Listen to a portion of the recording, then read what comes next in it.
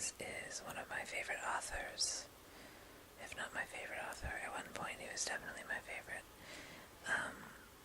And one of the very first videos I ever made was reading from another of his books called Another Roadside Attraction.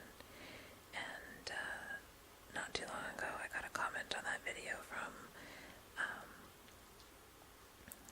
21 Hosey asking me to read something specific from this book. So what it is that I'm going to read is the way Tom Robbins often writes is he'll have kind of 2 or 3 different stories going on at the same time, simultaneously, and they'll sort of jump back and forth between them, but they're all sort of intertwined. And then this one, he's got this. Now, I just actually, when this person requested this, I had just started reading this book again, and I didn't finish it because I actually started reading another book. So anyway, I can't remember,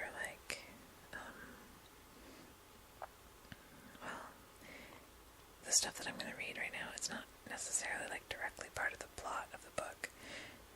It doesn't really matter. What it is it's just interspersed throughout the book, is all these little things about this room with the wolfmother wallpaper. And so I've looked through the book, and I think I found all of the little passages, so hopefully I haven't missed any. I've got them all marked here, so I'm going to just read through them. So it's probably not going to make any sense at all, but this is for you, 21 Hosey. Okay. So it starts off with the prelude. This is the room of the wolfmother wallpaper. The Toadstool Motel you once thought a mere folktale, a corny, obsolete rural invention. This is the room where your wisest ancestor was born, be you Christian, Arab, or Jew. The linoleum underfoot is sacred linoleum. Please remove your shoes.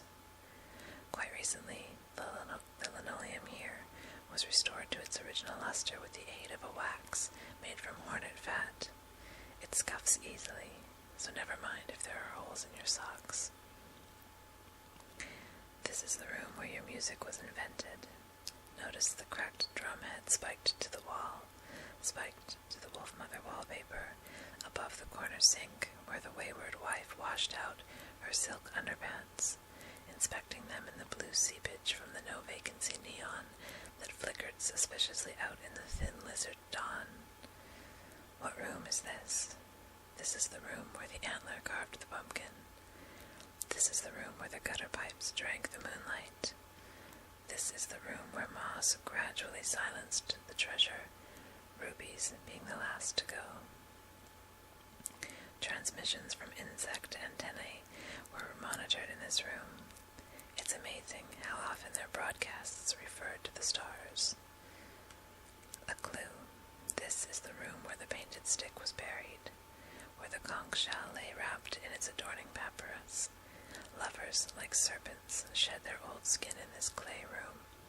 Now do you remember the wallpaper, the language of the wallpaper, the wolfmother's blood roses that vibrated there? Enough of this wild fox barking. You pulled up in the forest Cadillac, the vehicle you claimed you'd forgotten how to drive. Parked between the swimming pool and the row of blackened skulls. Of course you know what room this is. This is the room where Jezebel frescoed her eyelids with history's tragic glitter, where Delilah practiced for her beautician's license, the room in which Salome dropped the seventh veil while dancing the dance of ultimate cognition, skinny legs and all.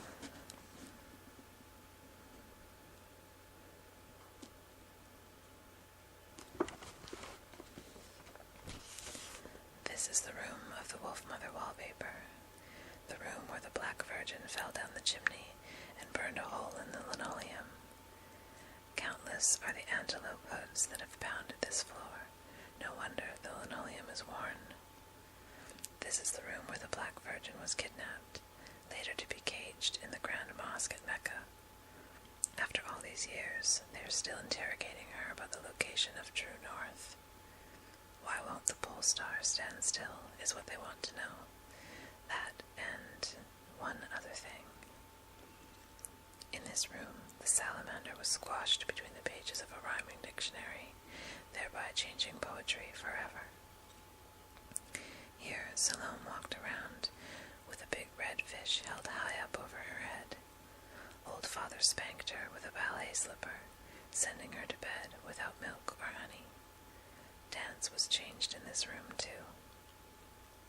So this, then, is the chamber of the Hoochie Cooch, its bathtub full of orchids, its closet full of smoke, and on the wolfmother wallpaper, little beads of dew.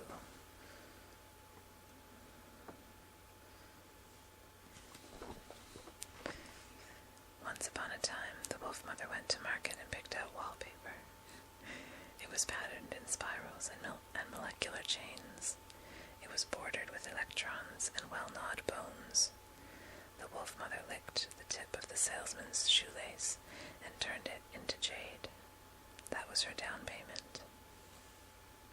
Once upon a time, a painted stick and a conch shell arrived in New York City. The shell was warm, heavy, and wet, like the earth, the sea. The stick pointed at the sky. On its tip, it balanced configurations of gases. Although they had traveled long and far, the painted stick and the conch shell were not welcome in New York City. Accustomed to the protection of holy places, they hid in the cellar of a midtown cathedral.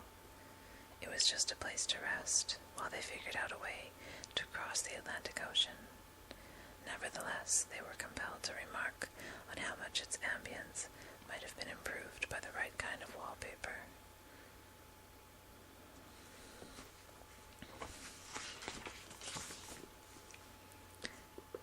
This is the room of the wolfmother wallpaper, the room where the lobster tore the pillowcase, mistaking it for... Oops, hold on. Speaking of mistakes, this is actually a far cry from the boudoir the wolfmother papered. This is not a room at all. This happens to be the intersection of East 49th Street and United Nations Plaza, where an abrupt, unexpected flurry of snow, propelled by a gust from the river, whipped Ellen Cherry's chapped face, driving all thoughts of money and art from her cerebrum, causing ice crystals to collect in the badly sprung honeycomb of her hair, and momentarily precipitating an hallucination of crustaceans and bed sheets, a flashback perhaps to a room in which her neurons may have strayed off course a forgotten dream ago. This is the room of the wolfmother wallpaper, the room where the giant moth beat its papery scales against the jeweled lampshade, the room where Jezebel beat her coal-encrusted lashes against the window glass, where the pinwheel beat her dizzy children for confusing the north wind with Santa Claus.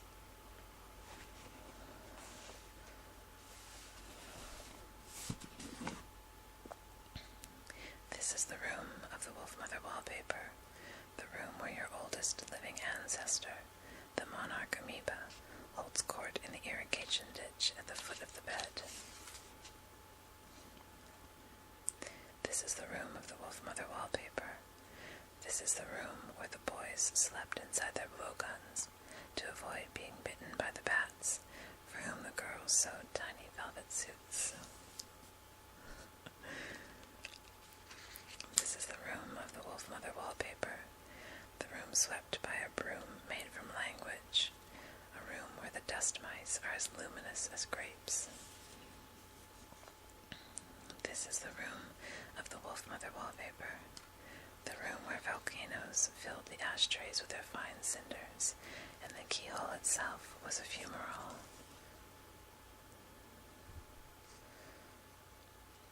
Beneath the floorboards of this room, schoolgirls operate a diamond mine. Every card on the table is a queen of diamonds. The wallpaper howls at the moon.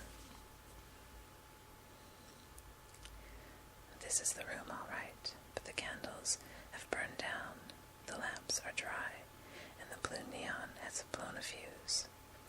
The wallpaper might as well be stone. In the blackness there can be heard a low, perpetual rattling, and a click, click, click, click. It is Jezebel's bones, or else the rolling of the dice. Okay, so that's it. That's funny to read all those things in a row, because in the book they're spaced out over pages and pages in between the chapters, and yeah, so